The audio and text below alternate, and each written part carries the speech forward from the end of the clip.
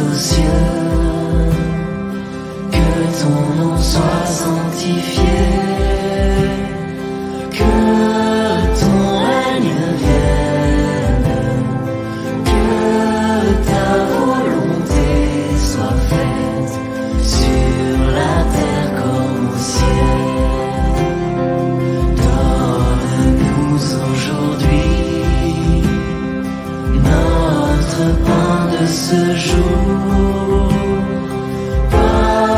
Pardonne-nous nos offenses, comme nous pardonnons aussi à ceux qui nous ont offensés. Ne nous laisse pas entrer en tentation, mais délivre-nous du mal. Car c'est à toi qu'appartiennent le règne, la puissance et la gloire pour les siècles des siècles.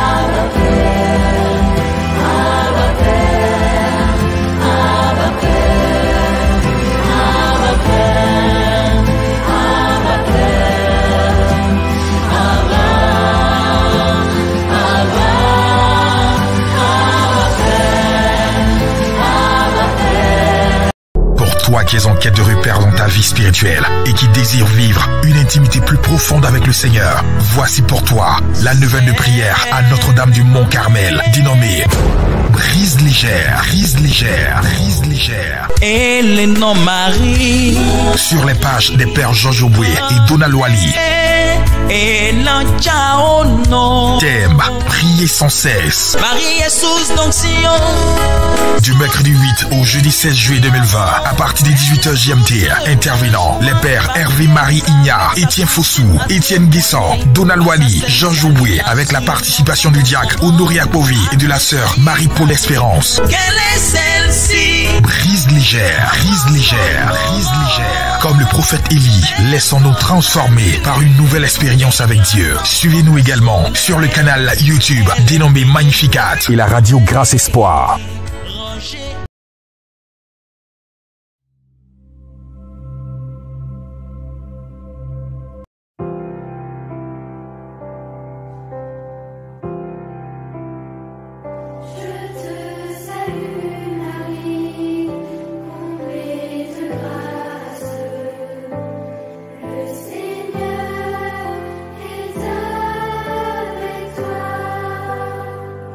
Tu es béni.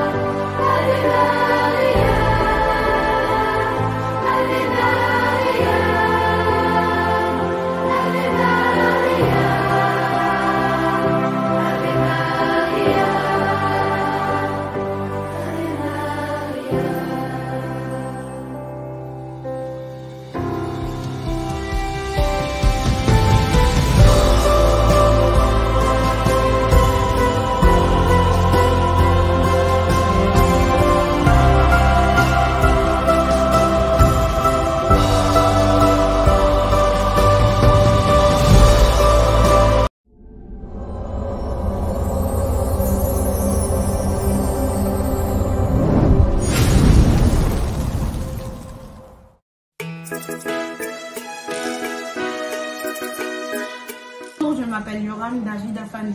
Je vis au Canada.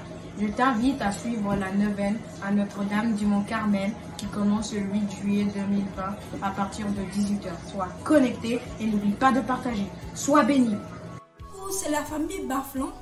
Nous vous invitons à suivre sur Facebook la neuvaine de prière à Notre-Dame du Mont-Carmel, dénommée la prise légère, démarrage le mercredi 8 juillet à 18h GMT. Soyez tous au rendez-vous de la grâce. Merci. Au revoir. Coucou, je m'appelle Anebo Oli, je vis à Abidjan en Côte d'Ivoire.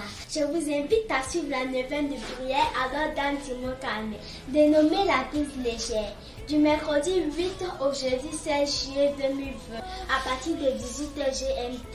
Soyez connectés sur la page Facebook des pères Georges Yoboué et Donald Wally. Que Dieu vous bénisse.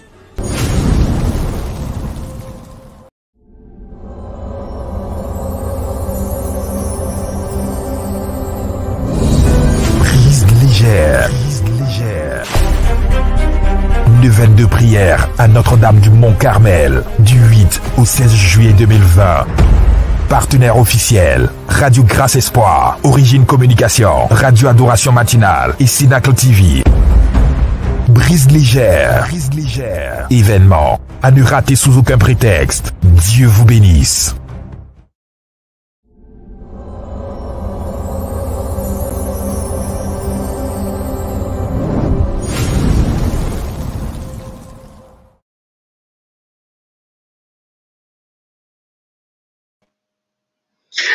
Bonsoir, chers frères et sœurs, auditeurs et auditrices de Radio Grâce Espoir, Radio Adoration Matinale et tous ceux qui nous suivent au travers de Cénacle TV. Bonsoir, chers frères et sœurs internautes, vous tous qui nous faites l'amitié d'être connectés en ce moment pour vivre cette nouvelle saison initiée sur la prière, au cours de laquelle nous allons ensemble partager notre expérience pour une vie en profondeur avec le Seigneur. Vous êtes bel et bien, frères et sœurs, à cette lucarne pour la neuvaine à Notre-Dame du Mont-Carmel, dénommée la brise légère. Alors, je voudrais déjà saluer tous ceux et toutes celles qui sont connectés au travers des réseaux sociaux. Je voudrais déjà saluer l'intervenant d'hier, le père Donald Wally. Bonsoir mon père, et puis merci pour l'enseignement d'hier qui était riche, dense et puis très profond. Voilà, le thème d'hier c'était Seigneur, apprends-nous à prier. Et le leitmotiv qui est resté à la une hier, c'était Timo. Voilà, beaucoup de personnes ont été touchées par cette analogie qui a permis aux gens de découvrir que nous devons rester présents dans cette intimité avec le Seigneur. Je voudrais déjà saluer à Judith, Judith Ngoran, épouse Kwadjo, Aurélie Dibi, Ella Koné, Wally Serge, Marie-Victoire de Cana. Voilà. Je voudrais déjà vous dire merci. Commencez déjà à taguer vos frères et sœurs, tous ceux qui peut-être ne sont pas encore là. Vous allez commencer à écrire leur nom pour les inviter à suivre le direct. Et puis également partager. Partagez dans vos contacts WhatsApp, partagez également dans vos messengers. Voilà. Partagez au maximum cette vidéo. Partagez au maximum cette vidéo pour atteindre le maximum de personnes connectées pour que nos frères et sœurs puissent profiter de ce temps spécial que nous vivons pour la neuvaine à Notre-Dame du Mont-Carmel, dénommée la brise légère. Commencez déjà à mettre les drapeaux pour signifier pays d'origine ou pays d'accueil, pour vous qui nous faites l'amitié de suivre ce direct. Je rappelle pour ceux qui nous suivent par les ondes de Radio Grâce Espoir et Radio Adoration Matinale, je suis votre ami et frère, le père Georges Yoboué. Merci d'être connectés aux ondes de ces deux radios qui nous ont fait l'amitié de nous accompagner au cours de cette neuvaine de prière. 9 jours de prière avec la Vierge Marie. 9 jours de prière pour découvrir combien le Seigneur nous aime. 9 jours de prière pour vivre une catéchèse sur la prière. Et tout à l'heure, nous allons rentrer dans le vif du sujet. Je vais vous donner le titre, ou du moins le thème de ce qui va conduire toute notre catéchèse. C'est une catéchèse sur la prière du Notre Père.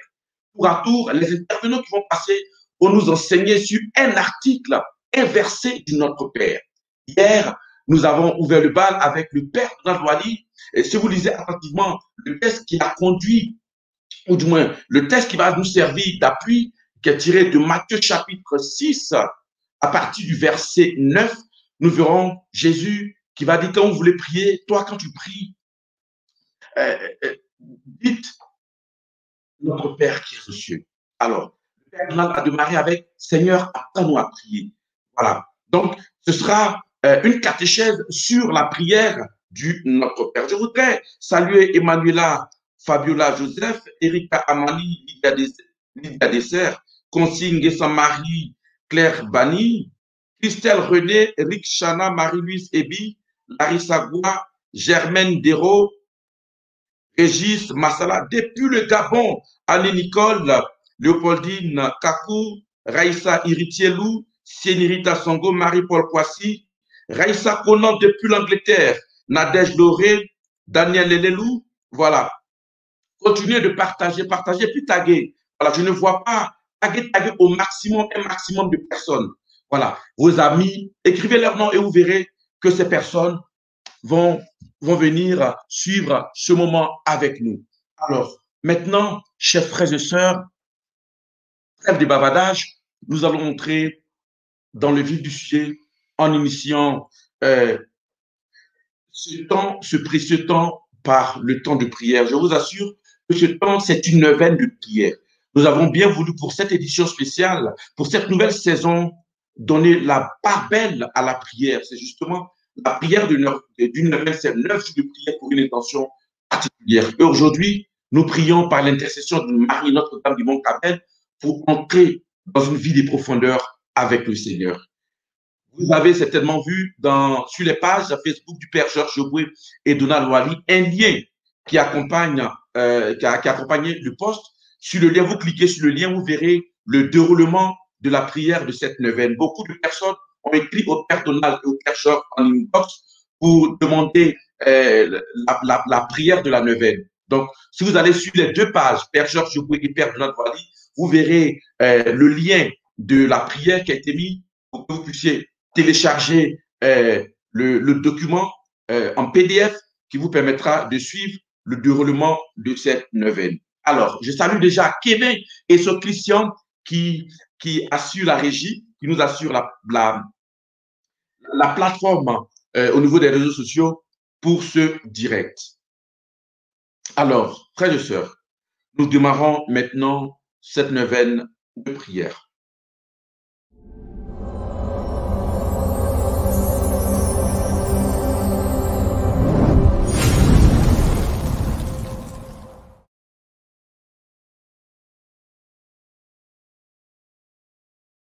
Au nom du Père, et du Fils, et du Saint-Esprit.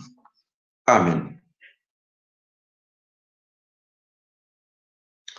Je crois en Dieu, le Père Tout-Puissant, Créateur du ciel et de la terre, et en Jésus-Christ, son Fils, notre Seigneur, qui a été conçu du Saint-Esprit, est né de la Vierge Marie, a souffert sous Ponce Pilate, a été crucifié, est mort, a été enseveli, est descendu aux enfers.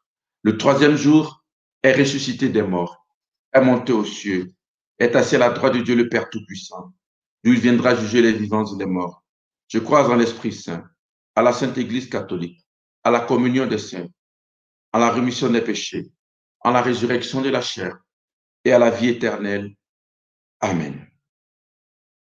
Nous faisons maintenant la prière à l'Esprit Saint proposée par Sœur Faustine. Ô Esprit de Dieu, Esprit d'amour et de miséricorde, qui verse en mon cœur le baume de la confiance, ta grâce confirme mon âme dans le bien, lui donnant une force invincible, la constance.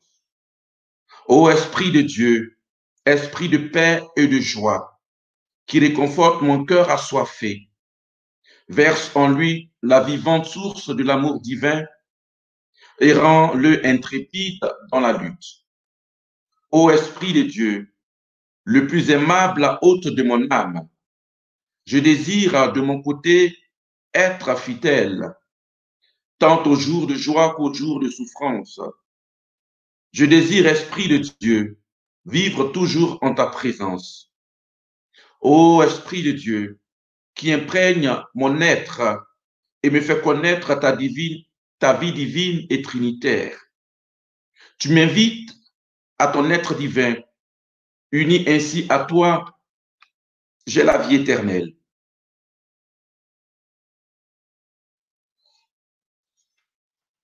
Nous allons maintenant, pour ce deuxième jour de cette neuvaine de prière, comme Marie, accueillir Dieu notre Père. Le texte d'appui est tiré de Genèse chapitre 3, verset 9 au verset 15. Voilà, vous pouvez déjà indiquer, taper pour que les autres puissent suivre. Le texte d'appui d'aujourd'hui est tiré de Genèse chapitre 3, verset 9 au verset 15.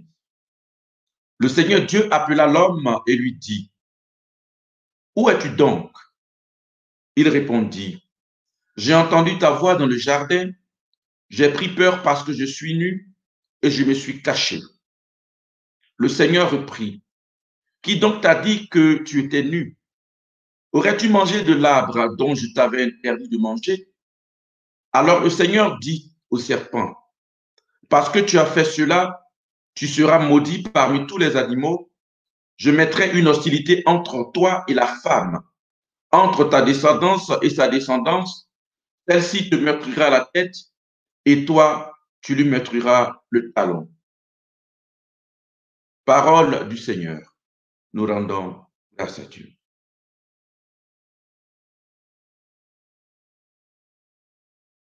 Nous faisons à présent la méditation pour ce deuxième jour de cette neuvaine. La méditation de Marie est étroitement unie à la médiation du Christ. Elle lui est même subordonnée puisque le Christ est l'unique médiateur entre Dieu et les hommes. Pourtant, le Christ a choisi de faire passer ses dons par Marie. Elle est la nouvelle Ève qui présente notre prière à Jésus. Elle est aussi capable de nous aider à reconnaître dans nos vies les dons que Dieu nous fait. Ensemble, prions. Marie, toi qui par ton obéissance à Dieu a permis que nous soit né Jésus le Sauveur. Aide-moi à fuir le péché et à quitter tout péché qui m'empêche de vivre pleinement ma vie d'enfant de Dieu.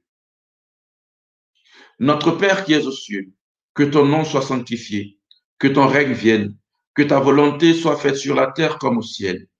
Donne-nous aujourd'hui notre pain de ce jour.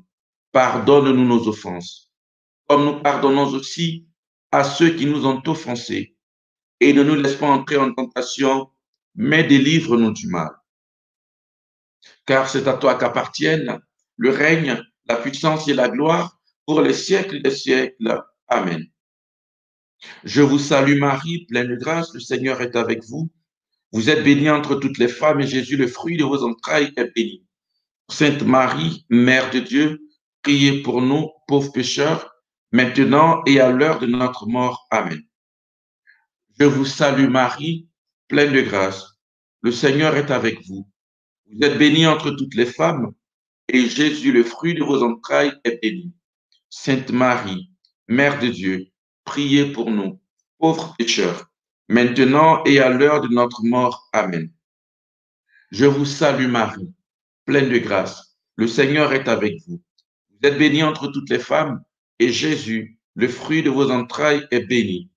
Sainte Marie, Mère de Dieu, priez pour nous, pauvres pécheurs, maintenant et à l'heure de notre mort. Amen. Gloire au Père, et au Fils, et au Saint-Esprit, comme il était au commencement, maintenant et toujours, dans les siècles des siècles. Amen. Notre-Dame du Mont Carmel, priez pour nous. Notre-Dame du Mont Carmel, priez pour nous. Notre-Dame du Mont Carmel, priez pour nous.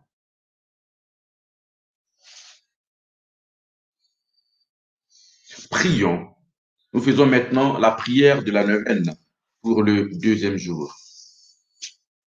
Ô Marie, fleur et beauté du Carmel, vigne fructueuse, splendeur du ciel, Vierge et Mère du Fils de Dieu, penche-toi vers nous dans nos nécessités. À présent, nous pouvons formuler nos intentions.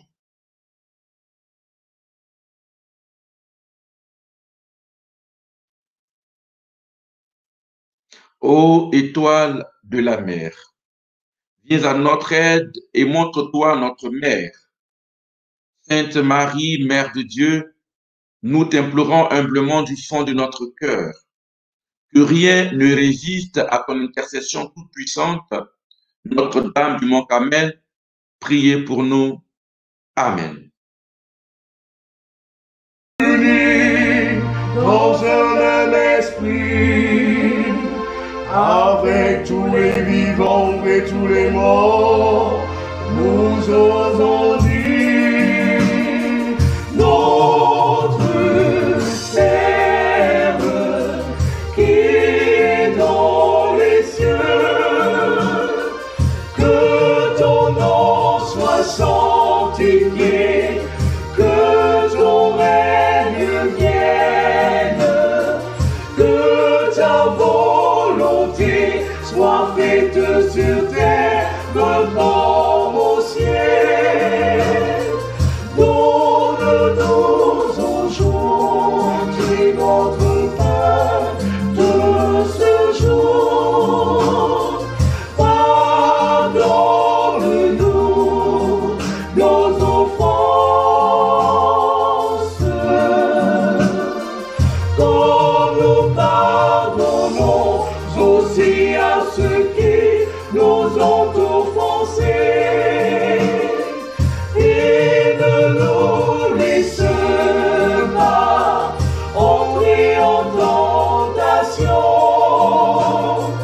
mais délivre-nous du mal. Notre Père qui est dans les cieux, que ton nom soit sanctifié, que ton règne vienne, que ta volonté soit faite sur terre comme au ciel.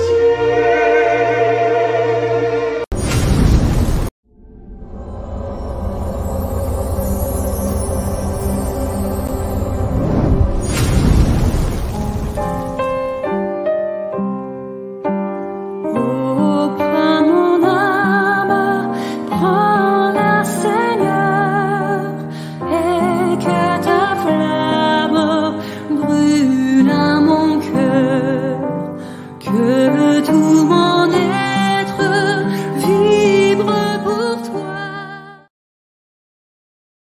Alors, nous poursuivrons après cette prière de la neuvaine à Notre-Dame du Mont Carmel. Je voudrais déjà saluer les auditeurs et auditrices de Radio Grâce Espoir et d'Adoration Matinale. Nous abordons maintenant la méditation de l'enseignement de ce deuxième jour tiré de Matthieu chapitre 6 à partir du verset 9. Vous, quand vous priez, dites « Notre Père qui es aux cieux ». Je voudrais lire l'intégralité de ce texte pour le situer dans son contexte, pour que nous puissions avoir une idée claire de ce qui va conduire la catéchèse durant cette neuvaine sur la prière du Notre Père. Comment comprendre cette prière du Notre Père? Aujourd'hui, nous abordons le premier verset, le verset 9, la première particule. Vous donc, quand vous priez, dites Notre Père. Je rappelle que nous avons les versions de la prière du Notre Père dans l'évangile de Matthieu, Matthieu chapitre 6, verset 9 au verset 15 et Luc chapitre 11, verset 2 au verset 4. Alors, nous prenons la version de Matthieu qui est la plus complète. Vous donc priez ainsi. Notre Père qui es aux cieux, fais connaître à tous qui tu es. La version que j'ai est la version de Tob, la Bible Tob. Que ton règne vienne, que ta volonté soit faite sur la terre comme au ciel. Donne-nous aujourd'hui le pain dont nous avons besoin. Pardonne-nous nos torts envers toi, comme nous-mêmes nous avons pardonné à ceux qui avaient des torts envers nous. Et ne nous conduis pas dans la tentation, mais délivre-nous du tentateur. Voilà. Voici la version selon Tob de ce passage tiré de Matthieu chapitre 6 à partir du verset 9 jusqu'au verset 15. Alors, pour ma part, nous démarrons aujourd'hui avec la première particule, le premier verset de le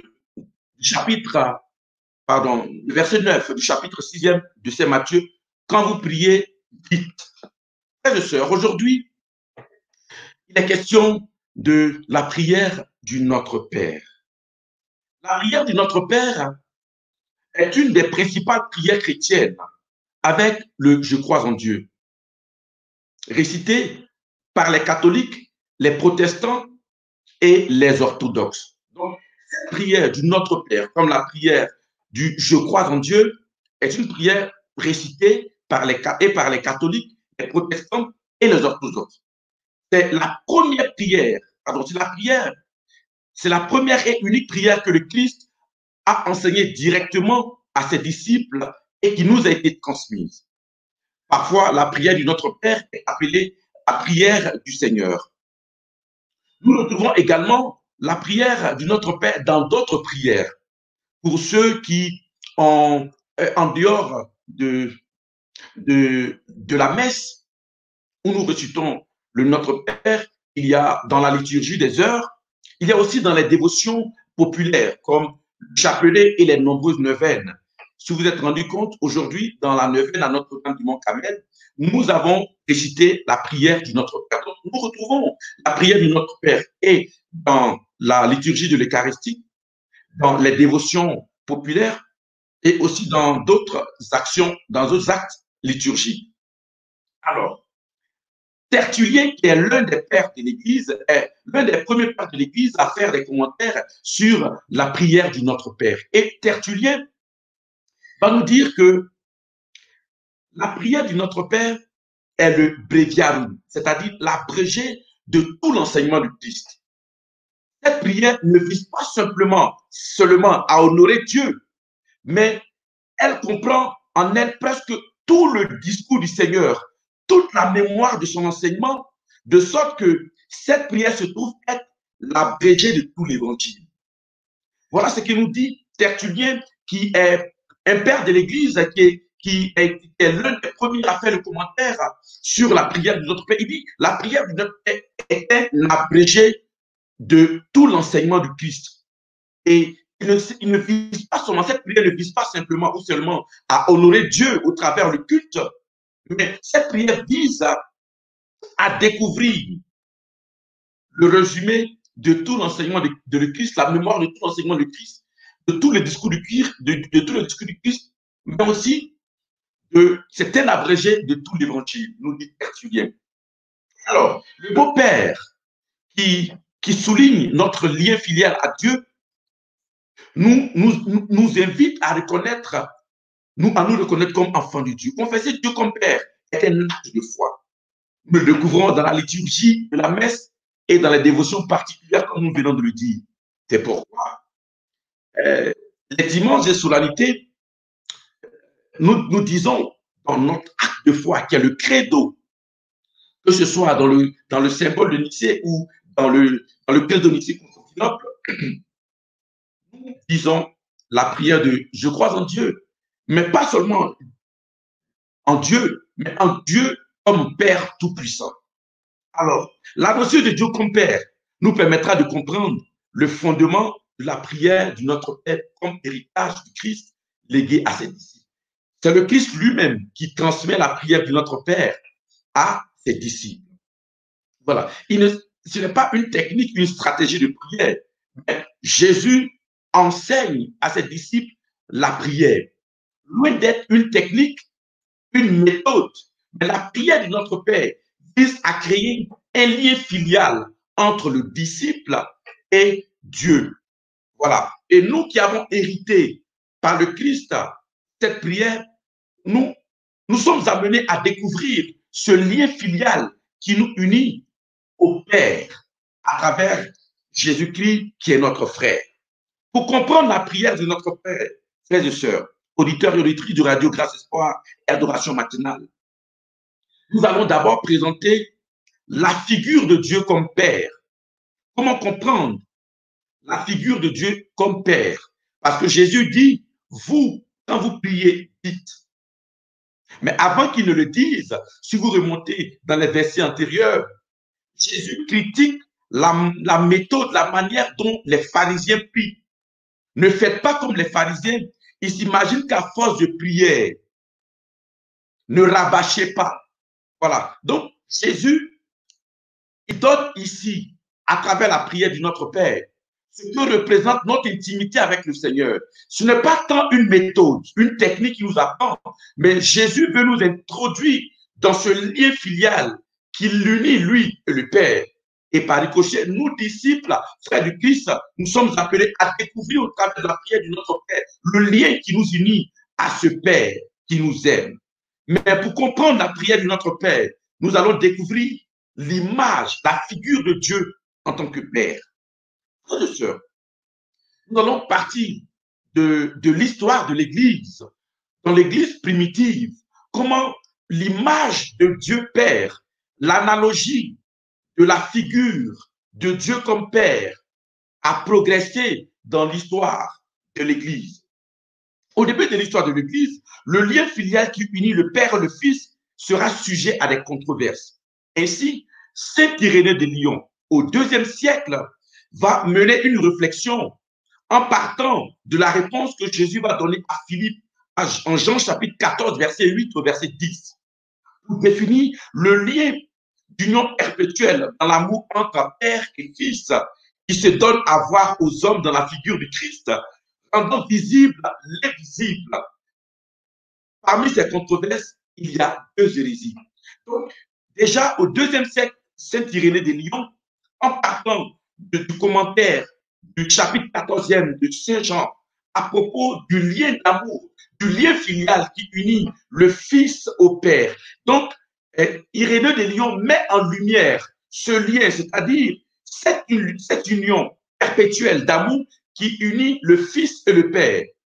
Et nous allons voir que l'Église primitive va essayer, avec un vocabulaire philosophique de l'époque, pour exprimer ce lien qui unit le Fils du Père. Alors, l'Église va passer par des analogies. Dieu sera présenté comme Père. Et nous savons que tout langage humain pour définir, pour décrire Dieu a des limites. Et dans cet élan de révélation et de manifestation de ce lien filial qui lie le Fils au Père, en parlant de la Trinité, cette démonstration ou cette explication simple des pères de l'Église pour montrer ce lien va susciter des controverses, des critiques, des réactions contradictoires. Et nous allons voir deux hérésies. L'hérésie arienne qui est cette hérésie qui a fait école à cette époque. De l'arianisme va naître l'adoptionnisme et le modalisme. Alors, dans cette hérésie adoptionniste, nous verrons que cette hérésie est une doctrine chrétienne à la fin du IIe siècle, professant que le Christ n'est pas le Fils de Dieu de toute éternité. Il le devient lors de son baptême, au cours duquel il est adopté par Dieu. Cette doctrine sera condamnée au 8e siècle. Donc cette hérésie, à la fin du IIe siècle, dit que le Christ n'est pas Fils de Dieu de toute éternité. Jésus prend conscience d'être Fils au moment du baptême par Jean. quand le ciel s'ouvre et Dieu dit, celui-ci est mon fils bien-aimé. Cette hérésie, les adoptionnistes disent que c'est en ce moment que Jésus prend conscience qu'il est fils de Dieu. Cette hérésie sera condamnée au 8e siècle. L'autre hérésie, à cette époque, une autre hérésie va apparaître au 3e siècle, le modalisme. Comme je vous l'ai dit, le modalisme se caractérise par une tendance à nier plus ou moins la distinction du Père, du Fils et du Saint-Esprit. Cette hérésie va considérer que c'est le même qui est à la fois le Père, qui devient le Fils et qui devient le Saint-Esprit. Ou bien, ils vont dire, c'est le même qui tantôt est le Fils, qui devient le Père et qui se manifeste dans l'Esprit. Cette hérésie reconnaît que Jésus est Dieu, mais en tant qu'homme, c'est le même Dieu qui prend la forme de Fils et c'est le même Dieu qui prend la forme d'Esprit. C'est une hérésie subtile, intelligente. Mais nous verrons que cette hérésie sera contrée. Cette hérésie sera contrée. Cette hérésie sera contrée par des pères de l'Église qui, à la suite du concile de Nicée, qui est un concile trinitaire qui met en lumière la personne de Dieu comme Père et de Jésus comme Fils, il est fait mention de l'Esprit, mais pas encore détaillé. Alors, les pères de l'Église, comme tels que les Grégoire de Nice, Basile de Césarée et ces autres Chrysostome, vont, avec l'intuition du concile de Nicée, vont essayer de mettre en lumière cette relation filiale d'amour éternel du Christ et du Père, en démontrant l'engendrement éternel du Fils et faire la distinction de la paternité divine et de la création. Ainsi, au deuxième concile du Nicée-Constantinople, des précisions seront faites. Et vous le verrez, quand nous allons dans nos paroisses les dimanches sur la Nicée, quand nous récitons le credo Nicée-Constantinople, nous verrons qu'il y aura plus de précisions qui va mettre en lumière l'engendrement éternel du Fils et la distinction entre la paternité divine et Dieu auteur de la création. Nous le verrons dans un article du Credo Nicée-Constantinople qui dit ceci: je crois en un seul Seigneur Jésus-Christ, le Fils unique de Dieu, né du Père avant tous les siècles, engendré, non pas créé, de même nature que le Père. Engendré, non pas créé. Il est engendré et non pas créé. Le concile va aller plus loin. Dans la pensée théologique des pères de l'Église, l'objectif était de montrer que Dieu était Père de toute éternité. Et le Christ est Fils de toute éternité. Il n'y a pas un moment où Jésus a commencé à être Fils. D'accord? C'est pour cela que Jésus dira ceci: nul ne connaît le Père sinon le Fils, et nul ne connaît le Fils sinon le Père. Matthieu chapitre 11, verset 25 au verset 39, au verset 30. Si l'image de Dieu comme Père est comprise par rapport à l'engendrement éternel du Fils, comment alors comprendre cette invitation du Christ qui nous dit, vous donc, quand vous priez, dites notre Père qui est aux cieux. Alors que nous devons comprendre la paternité divine en lien avec le Christ qui est l'Éternel engendré. Lorsque nous nommons Dieu comme Père, nous le faisons selon la pensée des pères de l'Église, en présentant la figure de Dieu comme étant celui qui, depuis le commencement, engendre le Fils. Donc, le Dieu Père dont il est question, dont nous faisons mention, est en lien dans l'engendrement éternel du Fils. Comment comprendre que Jésus aujourd'hui nous dit dans cette prière, vous, quand vous priez, dites notre Père. Pourquoi Jésus ne dit pas, quand vous priez, dites le Père de Jésus? Ou pourquoi Jésus ne dit pas, dites mon Père? Et il dit notre Père. Frères et sœurs, nous allons voir dans les Écritures comment l'image du Père, cette notion de Dieu comme Père, a traversé l'histoire de la vie d'Israël. Pour comprendre cela, il faut pouvoir le situer dans son contexte et de comprendre comment Dieu a marché avec son peuple et comment Dieu s'est révélé à Israël en dévoilant un mystère de sa personne. Parce que lorsque Abraham a commencé à marcher avec Dieu, il était un Dieu inconnu, un Dieu qui n'était pas encore nommé. Et c'est dans cette marche avec Abraham et avec le peuple d'Israël que Dieu va se faire découvrir à travers des figures, d'accord, à travers des images. Alors, nous savons que sur terre, l'image de Père est imparfaite. Nous avons tendance parfois à transposer l'image du Père, notre Père, le Père biologique, à cette image de Dieu Père céleste. Tout à l'heure, nous l'avons dit, quand nous parlons de Dieu comme Père, c'est en lien avec son amour, ce lien filial éternel qui unit au Fils, au Christ. La Bible ne dit pas que Dieu est masculin, mais la Bible nous dit que Dieu est Père. Ce n'est pas la même chose. Pour le montrer, l'Écriture n'hésite pas à associer des éléments féminins à la paternité de Dieu, en invoquant ses entrailles qui frémissent, Isaïe 49, verset 14 au verset 15, ou en le comparant à une sage-femme, Somme 22, verset 10 au verset 11. À vrai dire, le masculin n'est pas à lui seul image de Dieu. Il ne l'est pas non plus pour le féminin. Dieu est en dehors du masculin et du féminin, disait Pierre Hoffman dans son ouvrage Le féminin dans la Bible. Il dit ceci: Dieu a des sentiments de père et de mère pour ses enfants.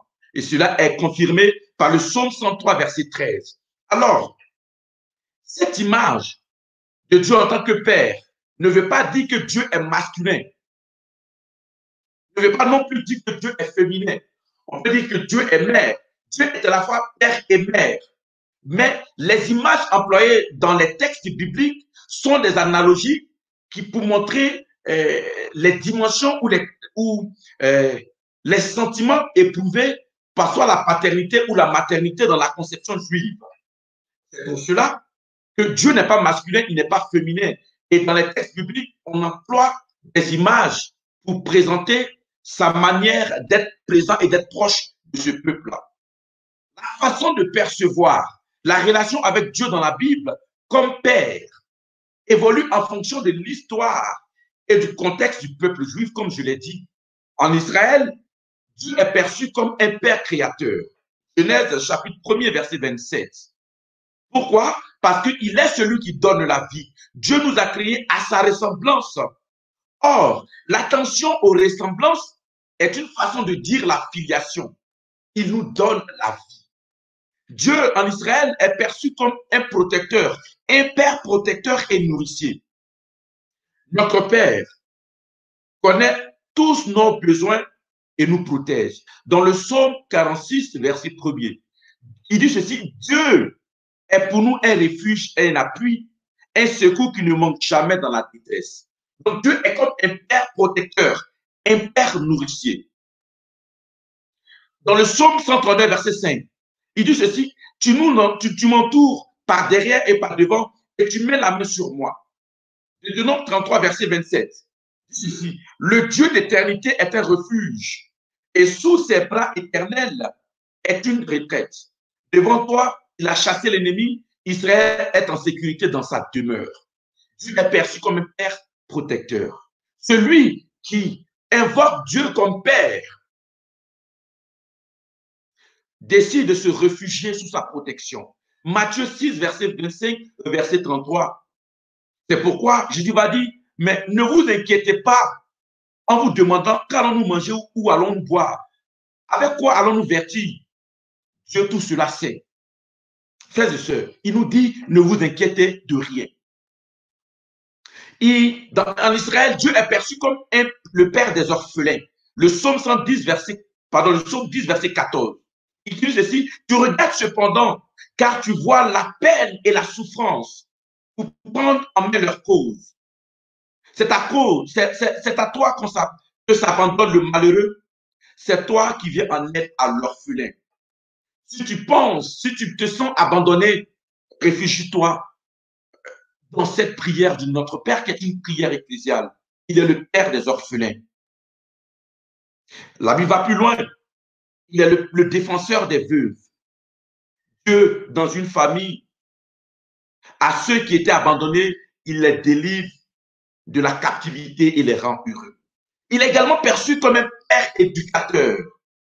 Il est perçu comme un père éducateur. Le père enseigne, nous dit Job 36, verset 22. Le père, il forme, nous dit Hébreux, chapitre 12, verset 5. En tant que père, il y a des choses que Dieu va laisser faire. Nous allons revenir là-dessus un peu plus tard.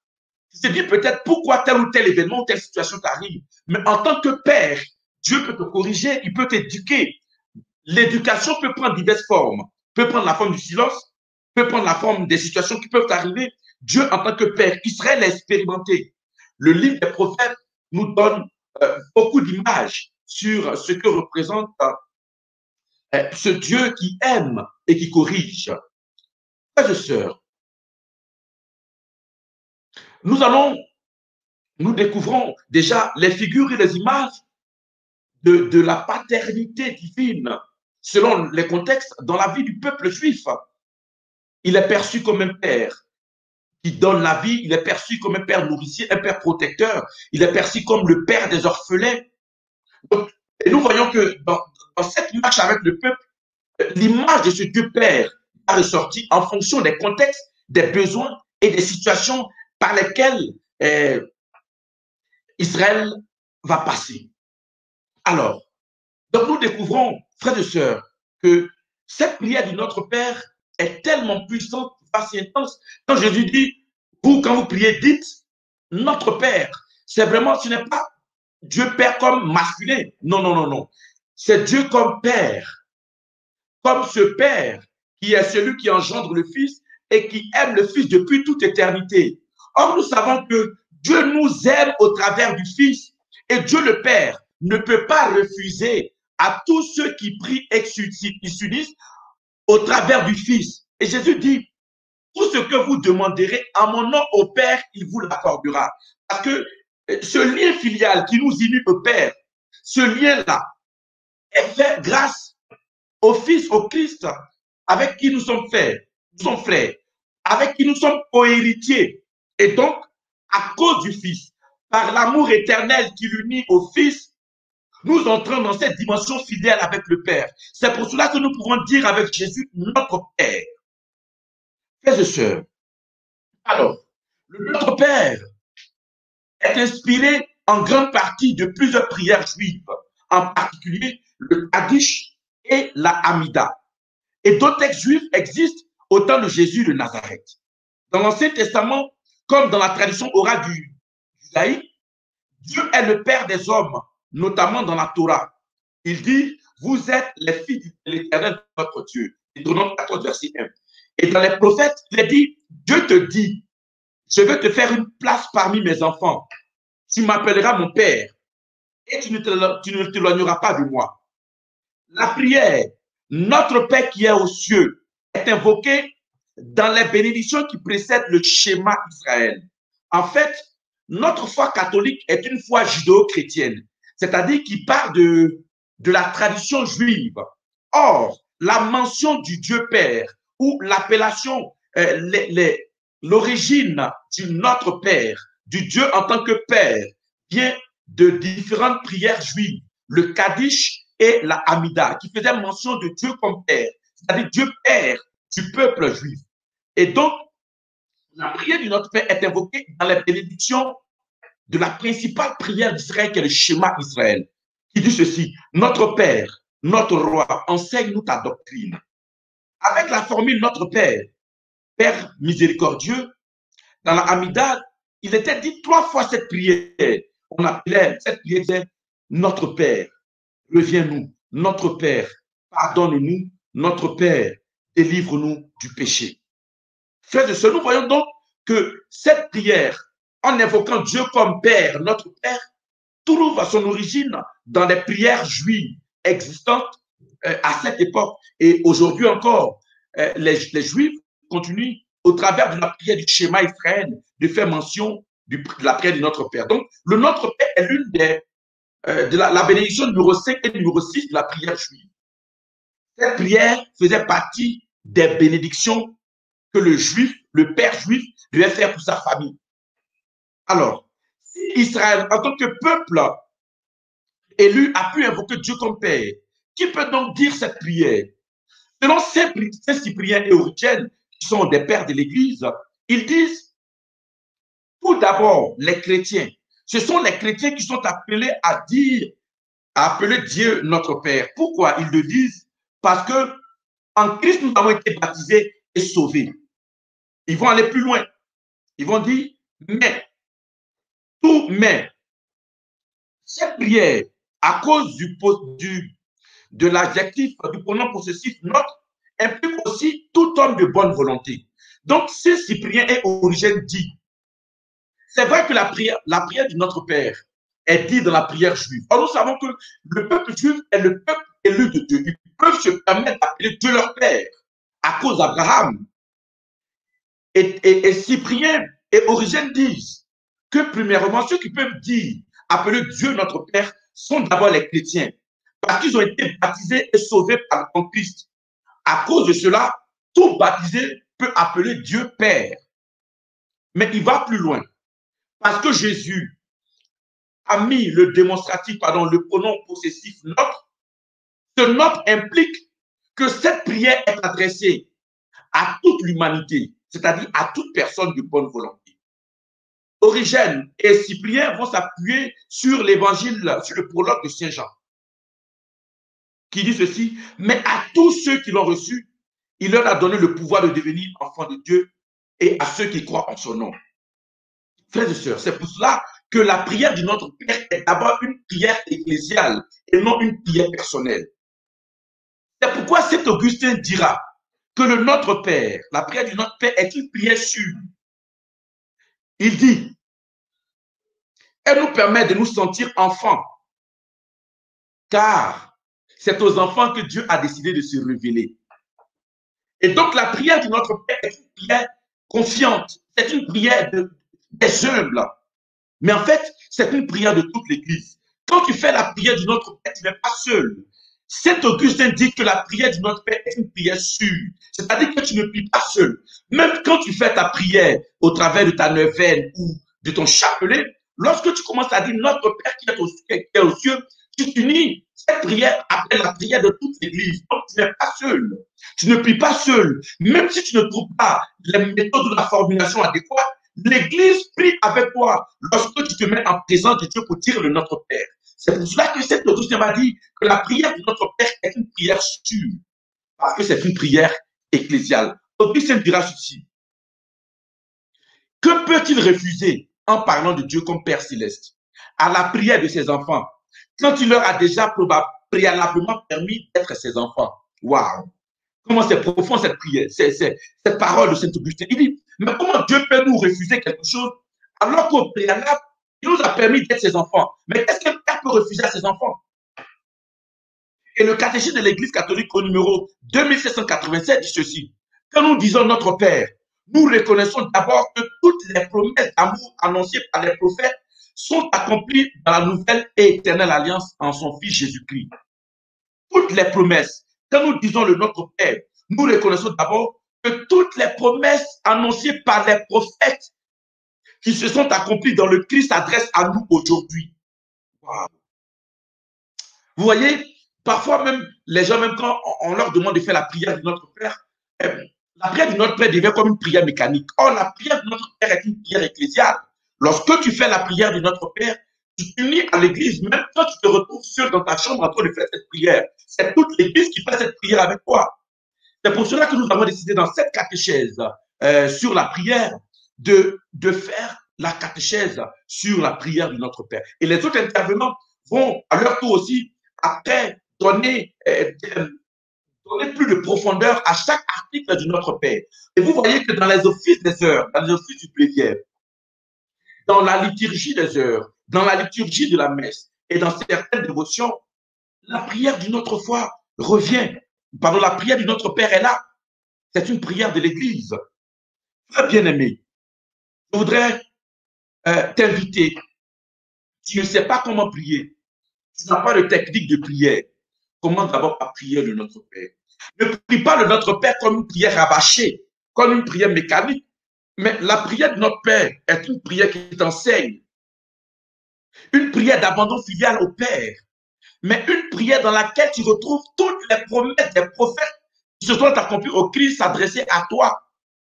Car Jésus dit, demandez tout à mon Père en mon nom et vous l'obtiendrez. Mais en fait, l'obtention de ce que nous allons demander au travers du Fils n'est pas automatique et mécanique, parce que c'est un enseignement que Jésus donne en le disant, pour nous découvrir cette filiation divine, pardon, cette filiation d'amour qui nous unit avec le Père. Non pas parce que nous sommes des êtres créés, mais parce que nous sommes des êtres à sa ressemblance. Nous sommes des êtres que le Seigneur a façonnés et qui nous aiment. Vous voyez? Vous savez, quand vous lisez le psaume 8, il dit, qu'est-ce que l'homme pour que tu prennes soin de lui? Le Fils de l'homme pour que tu en prennes souci. Tu l'as voulu un peu moindre que Dieu, le couronnant de gloire et d'honneur. Tu l'as établi au-dessus de la création. Vous savez pourquoi le diable, Satan s'est révélé? L'homme a ses limites, mais les anges ne sont pas au-dessus des hommes. Lisez le psaume 108. Qu'est-ce que l'homme, Seigneur, pour que tu penses à lui? Frère bien-aimé, c'est pour cela que nous sommes appelés à découvrir dans cette prière de notre Père, c'est cet amour qui a permis à Dieu de faire de nous des semblables et de nous donner l'opportunité de poursuivre la création. Frère bien-aimé, en disant la prière de notre Père, tu t'abandonnes à la providence divine.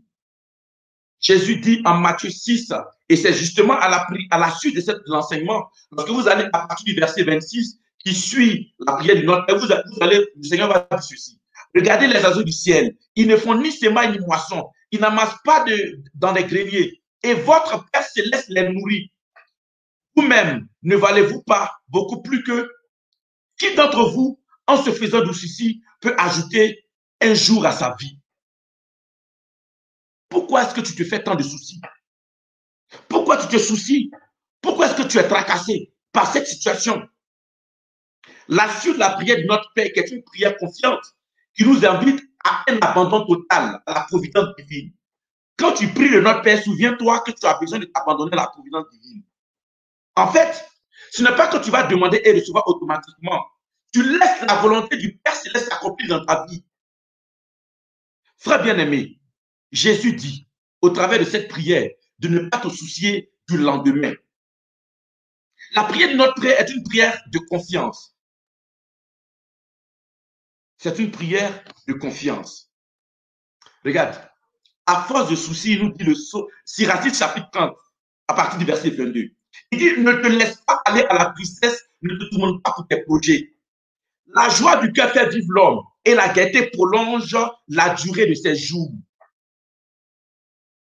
Réconforte ton cœur et cherche de toi la tristesse, car la tristesse en a perdu beaucoup, elle ne sert à rien. Les soucis font vieillir avant l'âge. C'est ce que nous dit Sirachide. Regarde, il y a des gens même là, quand tu les regardes là, tu penses qu'ils ont 50 ans, 60 ans. C'est les soucis. C'est les soucis. Ça brûle comme piment.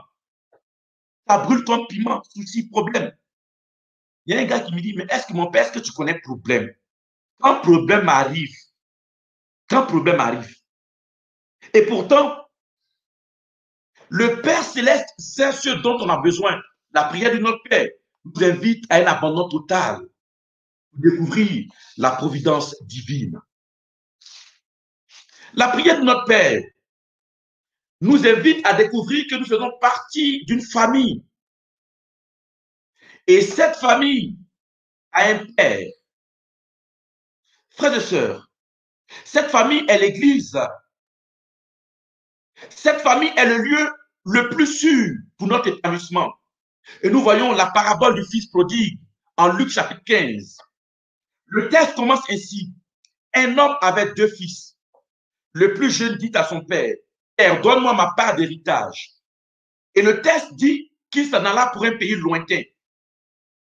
Que s'est-il donc passé pour que ce fils demande son héritage pour s'éloigner de la maison du père? Qu'est-ce qui se passe? Qu'est-ce qui se passe dans notre vie pour que parfois nous désirons quitter la maison familiale, l'église, cette intimité, ce réconfort de ce Dieu Père, de ce Dieu qui nous aime? Qu'est-ce qui a pu se passer pour que le fils, il n'a même pas atteint l'âge adulte pour avoir son héritage, mais il réclame son héritage au père. Et un bon père, comme il aime, il lui cède l'héritage. Or, la famille est le lieu le plus sûr de l'épanouissement. Et nous verrons la suite de cette parabole du fils prodigue ou du père prodigue, que celui qui s'éloigne de la maison du père va trouver malheur en chemin. Le fils est allé, il a tout dépensé et il s'est retrouvé dans une situation misérable. On ne peut s'épanouir qu'en étant dans la maison. Qu'est-ce que nous allons chercher dehors? Qu'est-ce qui n'a pas marché? Est-ce que tu es déçu d'une situation? Est-ce que tu t'interroges par rapport à ton intimité avec le Seigneur qui t'a amené à sortir de la maison du Père? Le lieu le plus sûr, c'est l'église. Cette famille, c'est là se trouve toute la fortune et toute la richesse. Lorsque le fils se retrouve dans une situation de disette, le texte nous dit, il réfléchit et dit, combien d'ouvriers de mon père ont du pain en abondance et moi je meurs de faim. Ce n'est pas parce que tu es dans une situation précaire que Dieu cesse d'être père pour toi. Dieu cesse d'être celui qui t'aime au travers du Christ. Que Dieu cesse d'être celui qui avait des plans, des projets pour toi depuis toujours. Frères et sœurs, auditeurs, auditrices de Radio Grâce Espoir et Adoration Matinale, et vous qui nous suivez sur ces pages à Facebook de Père Donald Wally et de Georges Boué, interrogeons-nous, qu'a-t-il pu se passer pour que nous puissions parfois, nous désirons quitter la maison du Père. Je vous donne ce témoignage, mon témoignage, et puis par ce témoignage, je vais terminer mon propos. Frères et sœurs, vous savez, on est toujours en sécurité lorsque nous sommes en famille, lorsque nous sommes avec nos frères et sœurs. Je parle de la famille en présentant l'image de l'Église. Faute de racines, faute de connaissance de mon Église catholique, frère, à une époque, j'ai quitté l'Église catholique parce qu'on disait que dans l'Église catholique, il n'y a pas de la puissance. Dieu n'agit pas, c'est la monotonie, c'est la messe, on récite, le prêtre va réciter, nous on dit Amen et puis on sort. Et puis parfois même, on dirait que dans leur vie, rien ne change. Faute de racines, je me suis retrouvé à flirter, à participer ou à être de l'église de Moon. L'église qu'on appelle l'église de l'unification. L'église de Moon. C'est un Coréen, c'est une église basée en Corée. J'étais là, en quête de je ne sais quoi. Après là, je me suis retrouvé dans d'autres confessions ecclésiales. J'ai tourné, et finalement, j'ai arrêté d'aller à l'église. Parce que c'est ça, hein, la conclusion de quand tu te loin de la maison du Père, tu te promènes jusqu'en... Et puis on t'attrape sur la route. Qu'est-ce qui a-t-il pu donc se passer pour que... Qu'est-ce qui t'a séduit pour que tu quittes la maison du Père pour aller, je ne sais pas, peut-être dans des ordres ésotériques, dans des clubs, dans des connexions. Qu'est-ce qui a pu te séduire pour que tu laisses la maison où est le Père, là où il y a l'abondance? Le fils dit, mais même les ouvriers sont dans l'abondance. Et là, ici, je meurs de faim dans cet endroit. Il dit, il a cherché du travail. Même pour garder les portes, il n'a pas eu. On se sent toujours en sécurité en étant auprès du Père. J'ai tourné. Je me suis promené. Frères et sœurs, parfois, on a tellement d'interrogations en nous. On veut tellement tout justifier. Seigneur, pourquoi ceci? Pourquoi cela? Pourquoi tu n'as pas fait ceci?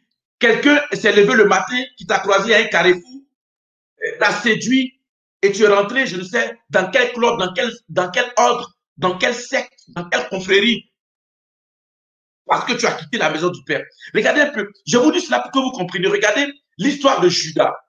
Lorsque Judas quitte le jour de la dernière scène, quitte la famille des 12, c'est à ce moment que Judas est exposé. Judas quitte le groupe des 12. Judas quitte le groupe des 12. Même quand Judas se répand, s'il avait pris l'initiative de retrouver le groupe des 12, il ne se serait pas suicidé. Celui qui est séparé du corps du Christ, celui qui est séparé de la famille s'expose. Tu deviens vulnérable à tout pensant, à tout vent, à toute idéologie. Ceux qui ont l'art oratoire peuvent te séduire. Frère, un bon matin, le regard du Père me saisit et je reviens dans la maison familiale. Très bien aimé.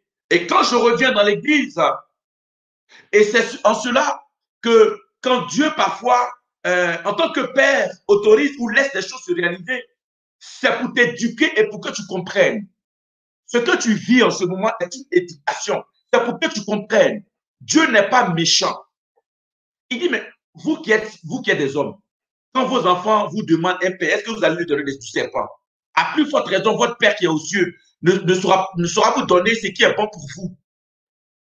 Et dans ce qui est bon pour vous là, c'est le Saint-Esprit. Pour confesser Abba Père, c'est le Saint-Esprit qui fait jaillir en nous des gémissements ineffables qui nous fait dire Abba Père. C'est pour cela nous devons demander le Saint-Esprit pour garder ce lien filial qui nous unit au Père, ce lien d'amour. Frère bien-aimé, quand les choses t'arrivent, c'est pour t'éduquer, c'est pour que tu comprennes. Parfois, en tant que père, parfois, le père ou la mère laisse les choses se faire.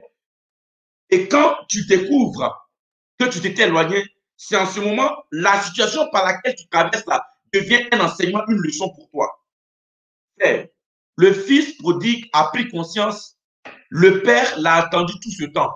Lorsque vous lisez l'évangile, cette parabole, le père avait le regard dehors, tout le temps. Je voudrais te dire, à toi qui écoutes les sons de Radio Espoir, de Radio Grâce Espoir et Radio Adoration Matinale, peut-être que physiquement, tu n'as pas quitté l'église, mais moralement, psychologiquement et spirituellement, ton cœur est partagé ailleurs. Est-ce que tu es tout entier dévolu? Est-ce que ton intimité avec le Seigneur est ressentie aujourd'hui? Peut-être que physiquement, tu ne le fais pas. Tu n'as pas quitté l'église, mais psychologiquement et moralement, ton cœur n'est plus attaché au Père et à sa famille qui est l'église. Très bien aimé, le regard du Père se pose sur moi. Et alors, en moi, je sens le désir de cet appel pressant de le servir. De le servir dans la prière, dans la vie avec mes frères. Assidus aux Eucharisties présents, l'amour de Dieu enflamme mon cœur. Désir de vivre mon intimité avec lui. Et quelques années plus tard, le désir plus profond de le servir autrement va venir à mon cœur. Et en ce moment, je rentre dans le groupe vocationnel avec le désir de devenir prêtre. Très bien aimé, pourtant, je m'étais éloigné de la maison du Père, de cette famille, à la quête de je ne sais quoi. Excusez-moi l'expression, mais peut-être que tu m'entends. Peut-être que quelque chose est survenu dans ta vie et tu es en train petitement de t'éloigner de la maison, de cette famille qui est l'église. Peut-être que ton cœur n'est plus attaché à ton intimité avec le Père. Cette intimité filiale se découvre au travers de la prière.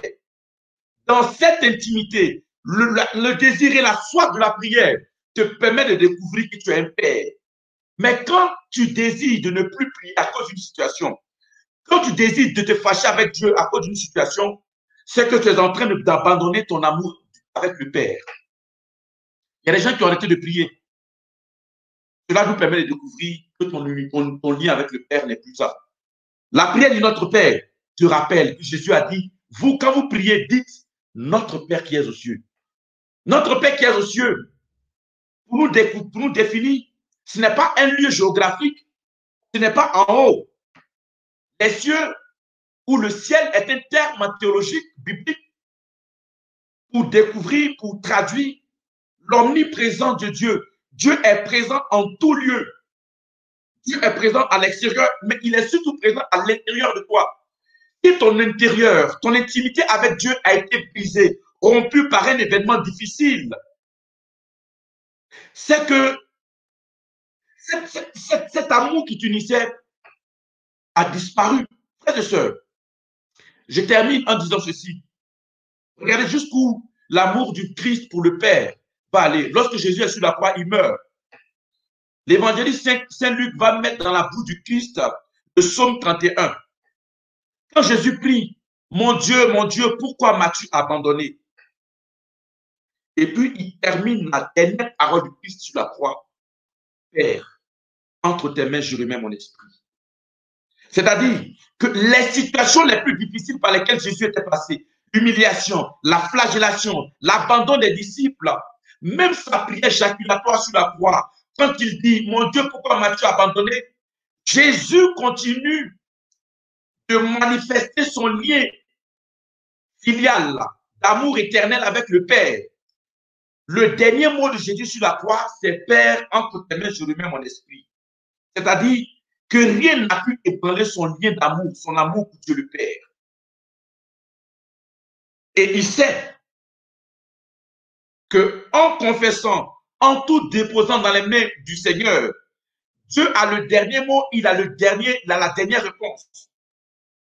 Le psaume 31, qui est le psaume qui a servi à l'évangéliste Saint Luc pour que Jésus fasse cette prière, le psaume intégral dit ceci. Le psaume 31 à partir du verset 4. Tu me feras sortir du filet qu'ils m'ont tendu, car tu es mon protecteur. Je remets mon esprit entre tes mains. Tu me délivreras, éternel Dieu de vérité. Quelle que soit la situation, remets tout entre les mains du Père, comme le Christ l'a fait. Le psaume dit, je sais que tu me délivreras. Jésus dit le psaume de confiance au Père. Psaume 31. Père, entre tes mains, je remets mon esprit. Je voudrais, à vous qui nous suivez, à vous qui nous écoutez, dire, Père, entre tes mains, quelle que soit la situation, je remets tout entre tes mains. Peu importe la souffrance, l'humiliation et tout ce que tu peux endurer, quel que soit le silence de Dieu par rapport à ta situation, il demeure toujours Père pour toi. Un Père protecteur, mais un Père qui sait répondre, même quand il y a le silence. Le silence de la prière, Père, entre tes mains, je remets mon esprit, du Christ, c'était quoi? Jésus a vaincu la mort et le troisième jour, il est sorti vivant, victorieux du tombeau. Je voudrais te dire, la prière de notre Père est non seulement une prière filiale, c'est une prière qui te permet de découvrir que toutes les promesses que les prophètes ont faites qui sont réalisées dans le Christ se réalisent aussi pour toi. Mais de savoir en fait que la prière de notre Père, quand tu invoques Dieu comme Père céleste, tu découvres que toute situation trouve son aboutissement en Dieu. Dieu seul a le dernier mot. Jésus a dit, entre tes mains, je remets mon esprit.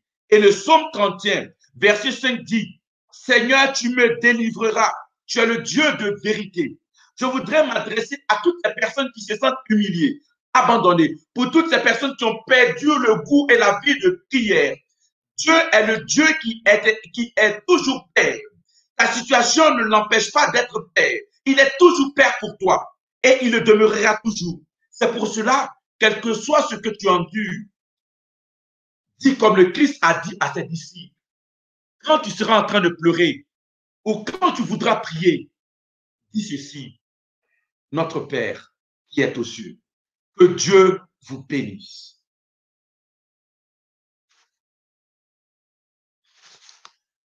Pour toi qui es en quête de repères dans ta vie spirituelle et qui désire vivre une intimité plus profonde avec le Seigneur, voici pour toi la neuvaine de prière à Notre-Dame du Mont-Carmel, dénommée Brise légère, brise légère, brise légère. Et les noms Marie. Sur les pages des pères Georges Oboué et Donald Wally. Et la Thème, priez sans cesse. Marie Jesus d'onction. Du mercredi 8 au jeudi 16 juillet 2020, à partir des 18h GMT, intervenant les pères Hervé Marie Ignard, Étienne Fossou, Étienne Guessant, Donald Wally, Georges Oué, avec la participation du diacre Honoré Apovi et de la sœur Marie-Paul Espérance. Quelle est celle-ci? Brise légère, brise légère, brise légère. Comme le prophète Élie, laissons-nous transformer par une nouvelle expérience avec Dieu. Suivez-nous également sur le canal YouTube dénommé Magnificat et la radio Grâce Espoir.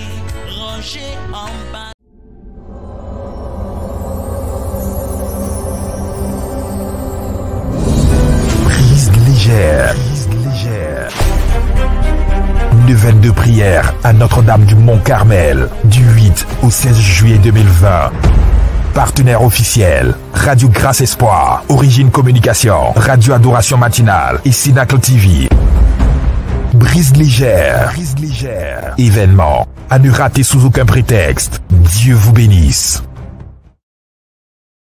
Alors, j'étais très heureux, frères et sœurs, de partager ce court moment, ce bref moment, cette intimité avec le Seigneur. Alors, je voudrais vous demander de continuer la réflexion sur vous. La prière de notre Père est une prière dense, profonde. C'est une prière de l'Église. C'est pour cela que vous allez voir. Ne dites pas la prière de notre Père pour vous débarrasser de la prière. Ou bien parfois, quand tu n'as pas envie de prier, tu fais le notre Père pour te débarrasser de la prière. À partir de maintenant, il faut comprendre que il faut avoir une autre perception de cette prière-là. Je voudrais vraiment dire merci à tous ceux et à toutes celles qui sont connectés, qui suivent la radio Grâce Espoir, dirigée par le Père Atobra Stanislas, qui diffuse des enseignements d'édification.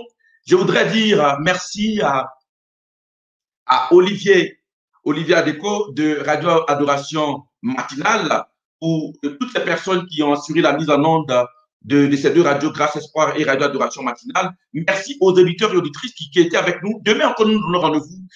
Soyez là présents à la même heure, à 18h heure GMT. Soyez connectés. Nous allons poursuivre encore notre cheminement dans cette formation, dans cette catéchèse sur la prière de notre Père au travers de la neuvaine à Notre-Dame du Mont-Carmel.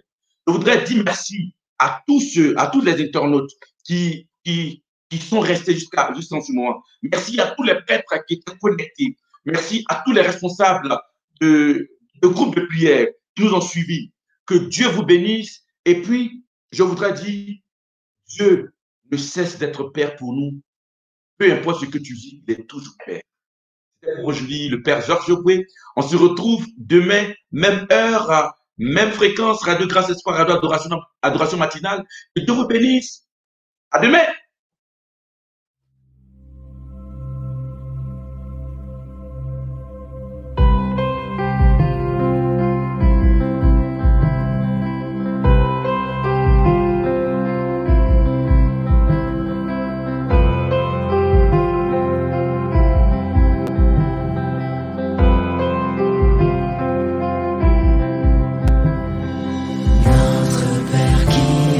Cieux, que ton nom soit sanctifié.